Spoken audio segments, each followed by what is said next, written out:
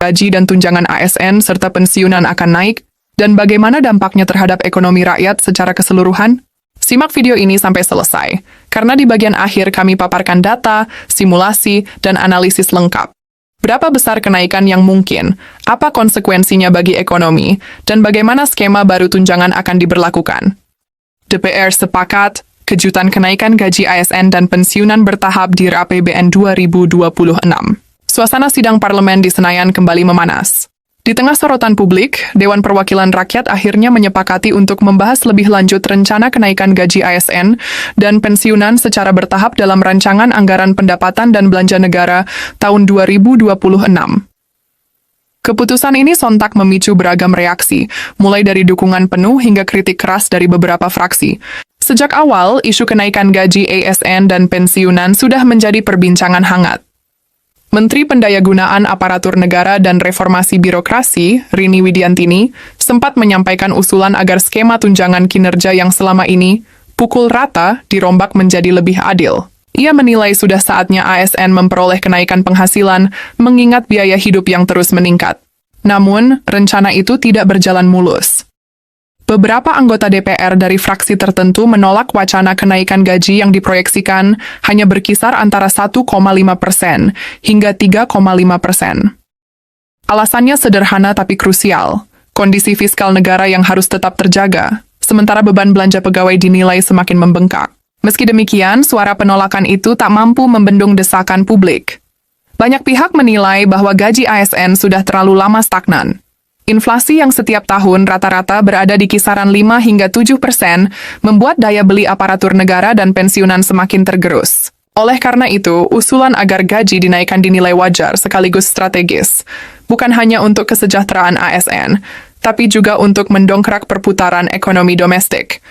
Publik masih mengingat, dulu setiap presiden menyampaikan pidato kenegaraan, ASN selalu menunggu pengumuman berapa persen gaji mereka akan naik.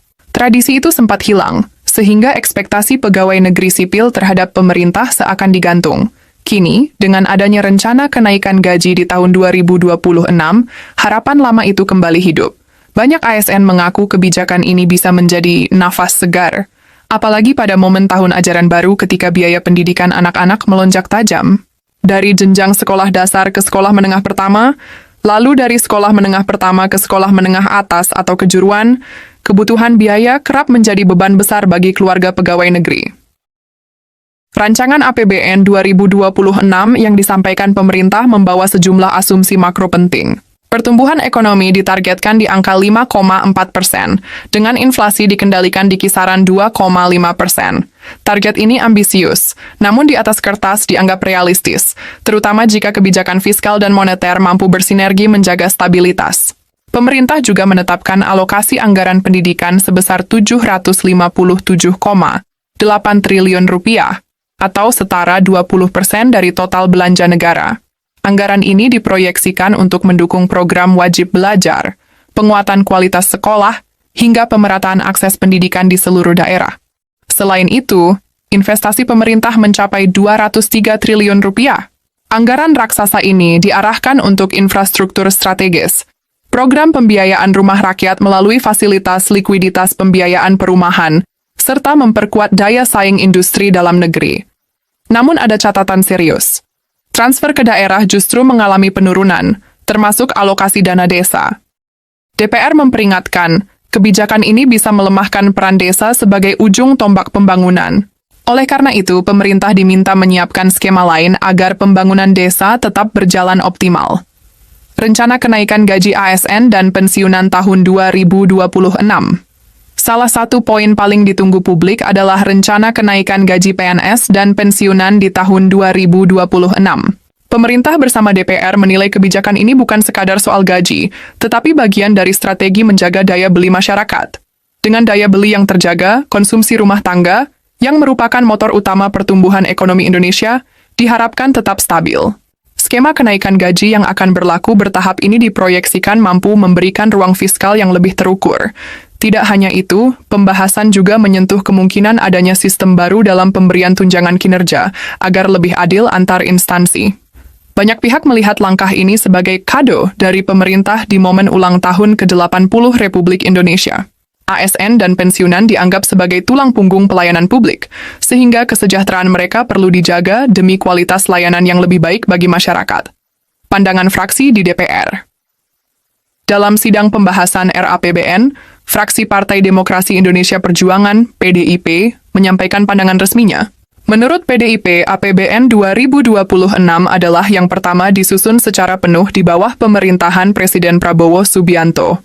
Fokus utamanya adalah kedaulatan pangan, energi, dan ekonomi. Fraksi ini juga menuntut pemerintah agar lebih transparan dalam menyusun skema belanja negara, termasuk menjelaskan sumber-sumber penerimaan pajak tambahan. Mereka juga meminta agar setiap program prioritas dilengkapi indikator kinerja yang jelas, sehingga rakyat bisa menilai keberhasilan implementasi.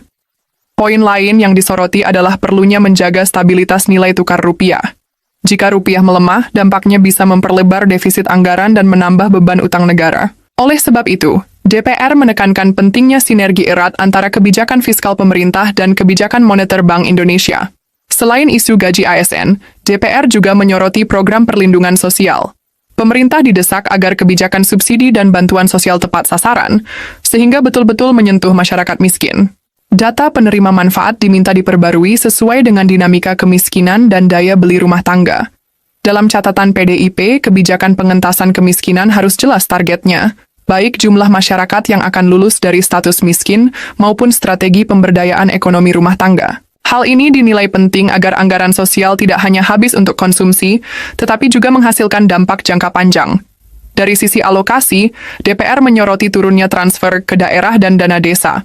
Padahal, desa selama ini menjadi lokomotif pembangunan sekaligus benteng ketahanan sosial. Penurunan anggaran dikhawatirkan bisa melemahkan peran desa dalam mendukung koperasi, UMKM, serta program pemberdayaan masyarakat.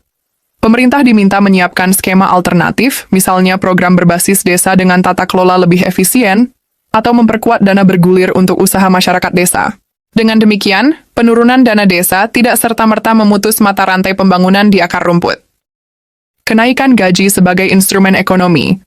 Kebijakan menaikkan gaji ASN dan pensiunan bukan sekadar urusan kesejahteraan aparatur negara.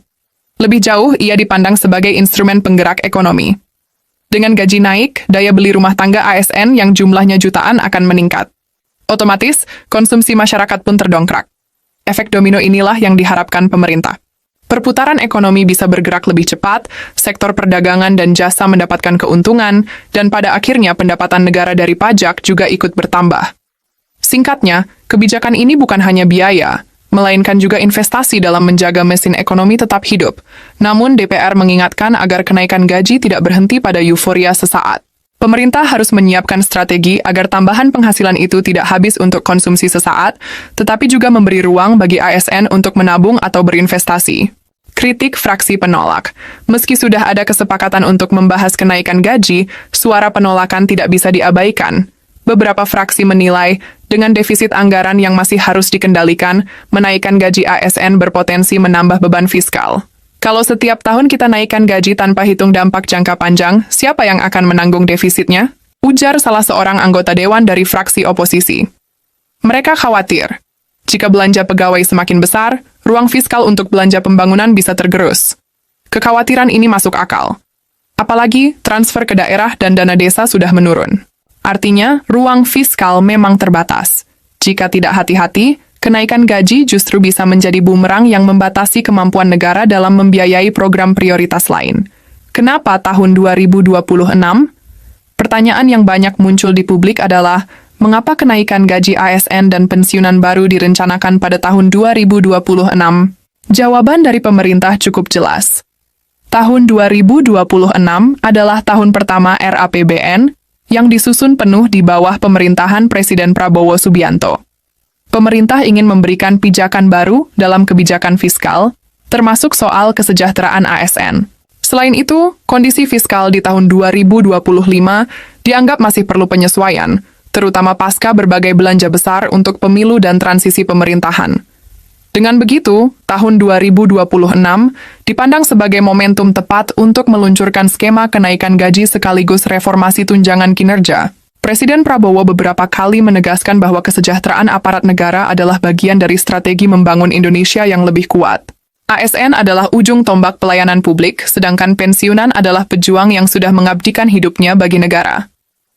Maka, memberikan kenaikan gaji adalah bentuk penghormatan yang layak.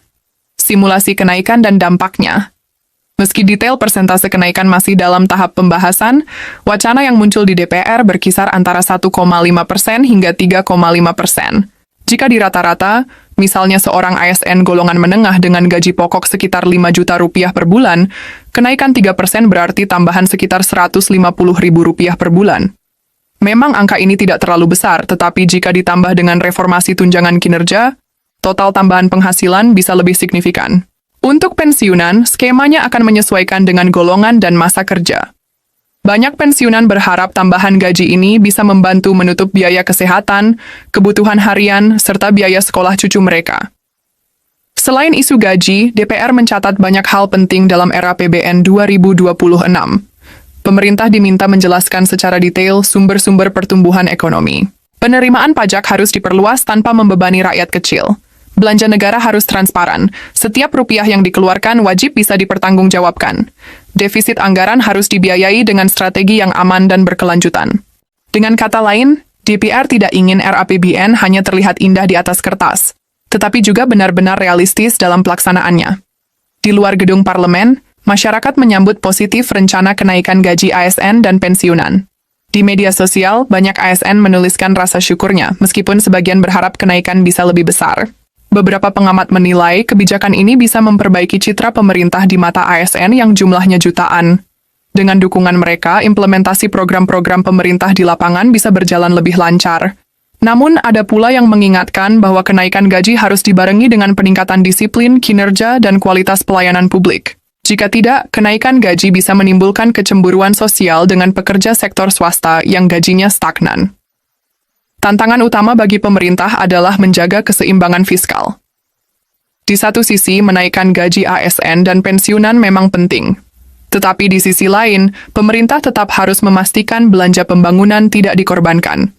Selain itu, stabilitas nilai tukar rupiah juga menjadi kunci.